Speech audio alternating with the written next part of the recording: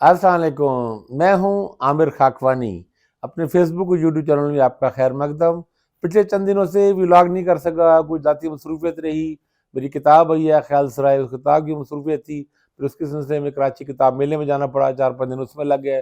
कई दोस्तों ने पूछा कि व्लॉग नहीं क्यों नहीं किया, तो उसकी वजह ये थी। अब इंशाल्लाह उम्मीद है और अल्लाह से उम्मीद है कि पूरी के रेगुलर होगा बाकायदगी से, और हफ्ते में रोज़ाना 2 व्लॉग ही करूँगा। तो अब चूंकि इशूज़ भी बहुत सारे डेवलप हो गए हैं, सियासी खबरें आ रही हैं, इलेक्शन की सरगर्मियाँ शुरू हो गई हैं, पूरा शेड्यूल आ गया है, एक्टिविटीज़ शुरू हो गई हैं, और अब ज़ाहिर हर रोज़ नई खबर, हलकों की रिपोर्ट्स पे इंशाल्लाह बात करेंगे, ये सारी चीज़ें चलती रहेंगी। तो आज के ब्लॉग में आज में 2-3 हम बातों में बात करते हैं। एक का ताल्लुक तो खासतौर पर पीटीआई से है, पीटीआई के वाले से भी बात करते हैं। लेकिन उससे पहले इस पे बात करते हैं कि इलेक्शन को पोस्टपोन करने की कोशिश क्यों हो जाती रही। मैं तो यहाँ पे था नहीं पिछले चंद दिनों में, जैसे मैंने कहा कि अपनी मसरूफियत में रहा मैं। लेकिन अभी वापस आके भी उस पर काम किया, उस पर मालूमात हासिल करने की कोशिश की कि आखिर ये बड़ी सीरियस अटेम्प्ट इलेक्शन पोस्टपोन करने की कि हुई किस तरफ से थी। हुआ ये कि पहले तो ऐसे अफवाहें और रूमर्स उड़ती रही कि इलेक्शन डिले हो सकता है, वजह है, मुख्तलिफ रीज़न बयान की जाती रही। और फिर सबसे अहम जो हुई, पाकिस्तान बार कौंसिल ने, सुप्रीम कोर्ट बार एसोसिएशन ने और सिंध बार ने, इन्होंने मुतालबा किया चीफ इलेक्शन कमिश्नर के इस्तीफे का। अब वो चीफ इलेक्शन कमिश्नर के इस्तीफे का मुतालबा इन्होंने क्यों किया, ये समझ से बाहर है। मेरा ख्याल है पंजाब बार कौंसिल ने भी मुतालबा किया, और इन्होंने तीनों ने कहा कि जिसकी चीफ इलेक्शन कमिश्नर की मौजूदगी में फेयर एंड फ्री इलेक्शन नहीं हो सकते। तो भाई बंदा पूछे कि आपको कब से फेयर एंड फ्री इलेक्शन में दिलचस्पी है, और आपने और कौन सा काम ऐसा किया है फेयर एंड फ्री इलेक्शन का। पाकिस्तान बार कौंसिल हो, सुप्रीम कोर्ट बार हो, या हाई कोर्ट्स बार हो, चाहे सिंध हाई कोर्ट हो, या लाहौर हाई कोर्ट हो, या पेशावर या बलूचिस्तान में कोयटा, या जो भी वहाँ नाम उसका है, इनको सबसे अहम बात तो ये उठानी चाहिए कि पीटीआई को लेवल प्लेइंग फील्ड नहीं दिया जा रहा। पीटीआई को बिल्कुल कॉर्नर कर दिया गया है। उनके कारकुनों को गिरफ्तार कर रहे हैं, उनको रहनुमाओं को गिरफ्तार कर रहे हैं, उनको जलसा करने के लिए टाइम नहीं मिल रहा, कोई वर्कर कन्वेंशन तक नहीं कर रहे। बिल्कुल पीटीआई को पॉलिटिक्स से आउट किया हुआ, इलेक्शन लड़ने नहीं दिया जा रहा। इस पर एहतजाज करना चाहिए ना। वकला हमेशा, वकला तंजीमें, वो ह्यूमन राइट्स की, फंडामेंटल राइट्स की और ये जमहूरियत की, आइन की, इसकी कस्टोडियन होती है, उसके लिए बात करते हैं। मुल्क की एक बड़ी अहम जमात को, एक बड़ी जमात को, चाहे सबसे बड़ी या 2 बड़ी जमातों में से कम से कम एक, ये तो कहना चाहिए, और जिसकी बड़ी पैमाने पर पब्लिक सपोर्ट भी है, उसको इलेक्शन से बाहर रखा जा रहा है, इलेक्शन में लड़ने नहीं दिया जा रहा। तो ये इस पर एहतजाज करना चाहिए ना। फेयर एंड फ्री इलेक्शन के लिए असर रुकावट तो ये है, उसमें कोई बात एक भी छोटी सी मामूली सी स्टेटमेंट भी उन्होंने नहीं दी। टच से मस नहीं हो रहे, मदे से बैठे हुए हैं, खामोश बैठे हैं, गूंगे बैठे हैं। जो जो जबर हो रहा है, जुल्म हो रहा है, ज्यादतियां हो रही हैं, अदालतों में जिस तरह हो रहा है, लोअर कोर्ट्स में जो किया जा रहा है, वो सबके सामने है। बिल्कुल भी नहीं बोल रहे। Supreme court bar, Pakistan bar council, Sindh बार, पंजाब बार, बार कौंसिल वगैरह, कोई किसी को, उन्हें कोई दिलचस्पी नहीं। और फिर अचानक उनको चीफ इलेक्शन कमिश्नर पर चढ़ाई कर रही है, किस बुनियाद पर कर रहे हैं भाई। और आप लोग तो वैसे भी खासतौर पर सुप्रीम कोर्ट बार का और पाकिस्तान बार कौंसिल तो नून लिखी होता है, आर्मी ग्रुप उनके आए हुए, आसमान जहांगीर ग्रुप आया है, एहसन बोन है, आजम वजीर तारल हैं जो वजीर कानून भी रहे हैं। तो इनका इस मामले में क्या क्या क्या बनता है, क्या ये नून लीग का इशू है? नून लीग का इशू है ही नहीं। चीफ इलेक्शन कमिश्नर हो या इलेक्शन कमिश्नर हो, तो उनको साइड ले रहे हैं नून लीग की, वाजे तौर पे। ये शिकवा तो बनता है पीटीआई का, और पीटीआई तो इलेक्शन पोस्टपोन करने की मुखालिफ है। असल में इसका सारी एक्सरसाइज का मकसद ये था कि इलेक्शन पोस्टपोन हो जाए, चीफ इलेक्शन कमिश्नर रिजाइन कर जाए। अगर चीफ इलेक्शन कमिश्नर ने रिजाइन किया तो अब समझ लें कि इलेक्शन गया। यही कोशिश थी कि इसको इलेक्शन को पोस्टपोन कराया जाए, और चूंकि अगर वो हट जाते उसकी जगह पे, उनका था ख्याल शायद कि कायम मकाम जो एक इलेक्शन कमिश्नर बन जाएगा, इलेक्शन कमीशन का कोई सीनियर मेंबर, तो वो आके आगे कोई भी बहाना, मुख्तलिफ ज़ाहिर चीज़ें चल रही हैं, हमले भी हो रहे हैं, दहशत गर्दियाँ भी चल रही हैं, मौसम भी, और बहुत सारी चीज़ें हो सकती है। इकॉनमी किसी की आड़ लेके आगे 2-3 हफ्तों के लिए, 4 हफ्तों के लिए, 2 महीने के लिए डिले कर दिया। उसके बाद आगे मार्च में रमज़ान ने आ जाना, तो फिर मामला आगे बढ़ता ही जाता। तो उसको अच्छा, इसमें ये पूरी ये चल रही थी, इससे पहले ये बात सोहेल बड़ाई साहब ने अपने कालमों में भी लिखी, कुछ दिन पहले एक खाने में भी इकट्ठे थे, वहाँ भी बड़ाई साहब ने इसका जिक्र किया, और उनका था कि इलेक्शन पोस्टपोन करने की कोशिश हो रही है, और इसको बचा सिर्फ एक शख्स चाहता है, एक शख्स बचा सकता है, chief justice of Pakistan justice Qazi Faez Isa. Shami साहब भी उस खाने में थे, मुजीब रहमान शामी साहब, उनका भी कहना था कि इलेक्शन जाना चाहिए, इलेक्शन जमहूरियत की किसी न किसी शक्ल में इसे बरकरार रखना चाहिए, और पीटीआई वगैरह के लिए भी पॉलिटिकल गवर्नमेंट जब होगी उसमें वहाँ रिलीफ देना कुछ ज़्यादा चीज़ें बेहतर हो सकती है, क्योंकि कुछ ना कुछ बहरहाल वो चीज़ों के आगे जवाबदेह होते ही है।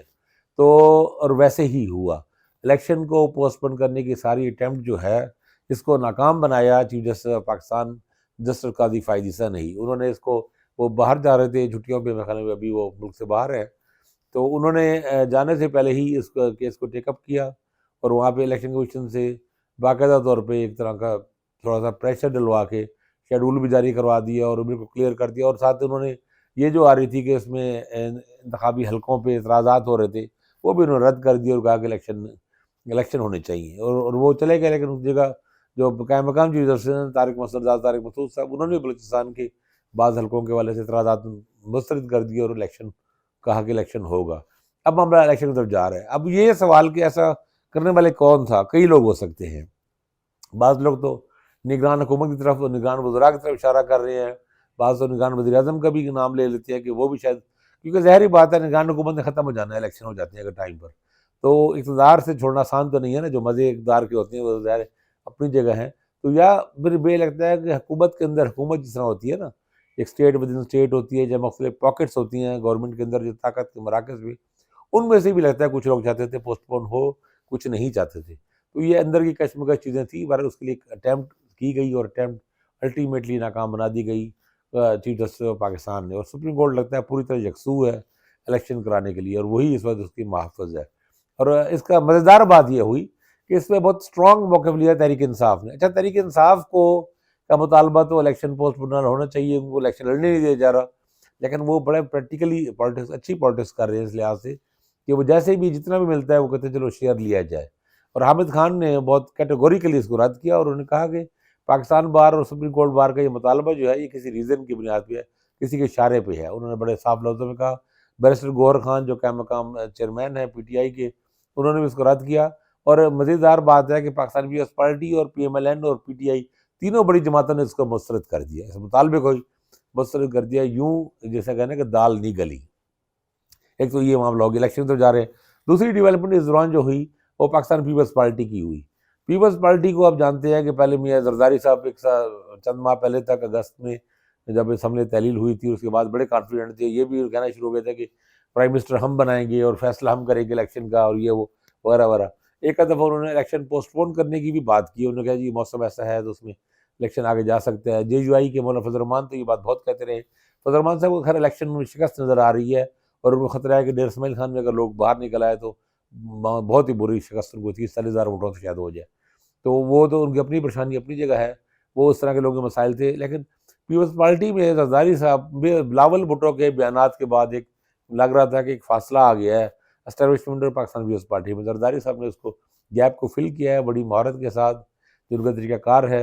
सिंध में भी वो एक्टिव हुए हैं। अब उनके खिलाफ एक अलायंस बनने जा रहा था MKM का, मुस्लिम लीग नून का और GDA का, जो ग्रैंड डेमोक्रेटिक अलायंस है सिंध में।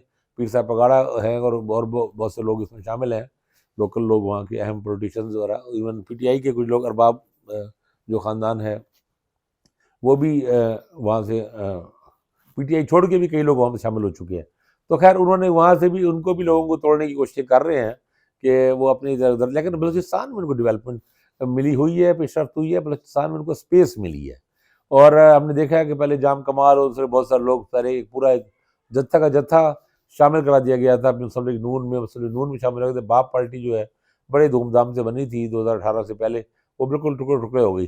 तो बाकी धड़ा बचा था उसका, और उसमें से बहरहाल वो इंपॉर्टेंट लोग ही है, मतलब सरफराज बुगटी जो वज़ीर दाखिला है, फेडरल वज़ीर दाखिला है, पहले सफाई भी रह चुके हैं, वो पीपल्स पार्टी में शामिल हुए हैं। और जो बदंजू साहब ने, अब्दुल कुद्दूस बदंजू साबिक़ वज़ीर आला बलूचिस्तान के, वो भी गए हैं। और तुर्बत में उन्होंने एक अच्छी भली एक पॉलिटिकल एक्टिविटी भी की है जरदारी साहब ने वहाँ जाके। और भी कई लोग, कम से कम 6-7-8 अच्छे लोग, तगड़े लोग शामिल हुए हैं। यानी पाकिस्तान पीपल्स पार्टी को कि बलूचिस्तान में सूरत-ए-हाल बेहतर हुई है। अब वहाँ पे विनिंग पोजीशन में तो खैर वहाँ कोई पार्टी भी उस तरह नहीं होती, ना है, इस दफ़ा है, लेकिन बहरहाल उनके लिए कुछ लगता है कि वहाँ स्पेस दी गई है उनको। और पंजाब में भी और बाकी जगहों में तो खैर पहले ही था उनके साथ मामला। तो अब इन दोनों पार्टियों का, अब एक तो ये हो गया कि इलेक्शन जो पोस्टपोन कराने की कोशिशें थी, वो कोशिशें नाकाम हुई। अच्छा, एक बात रीज़न ये भी बयान की जाती थी कि देखें जी, कुछ लोगों का ख्याल था कि पोलिटिकल इकोनॉमिक एक स्टेबिलिटी आई है, डॉलर पे कंट्रोल आया, चीज़ें बेहतर हुई हैं, तो ये सारे रिजल्ट्स जो हैं, जब पॉलिटिकल गवर्नमेंट आ जाएगी तो पॉलिटिकल फैसले करेगी और वो उसमें नतीजे में ये बर्बादी हो जाएगी, दोबारा से इकॉनमी डिस्टेबलाइज होगी और चीज़ें ख़राब होंगी। स्टॉक मार्केट और दूसरे इंडिकेटर द्वारा सब मुतासर होंगे। तो ये तजवीज़ थी, ये पीछे बात थी। एक बार अब वो सब चीज़ें रद्द हो गई हैं और मेरा ख्याल है पॉलिटिकल गवर्नमेंट को, इलेक्शन को, इन सब पे एतमाद करना चाहिए। हाँ, जो तीसरा फैसला उसके साथ जो चल रहा है, वो ये है कि पीटीआई को बिल्कुल ही एक एलिमिनेट किया जा रहा है, बिल्कुल इलेक्शन में हिस्सा नहीं लेने दिया जा रहा और कोशिश ये है कि कैंडिडेट ही खड़े ना हों। यानी कैंडिडेट, इसमें मैं अलग से भी करूँगा कि पीटीआई लोगों के साथ हो क्या रहा है और क्या इम्कानात हैं, क्या उनकी स्ट्रेटजी हो सकती है। इस पे बात करते हैं। अपना ख्याल रखिएगा। अल्लाह हाफ़िज़।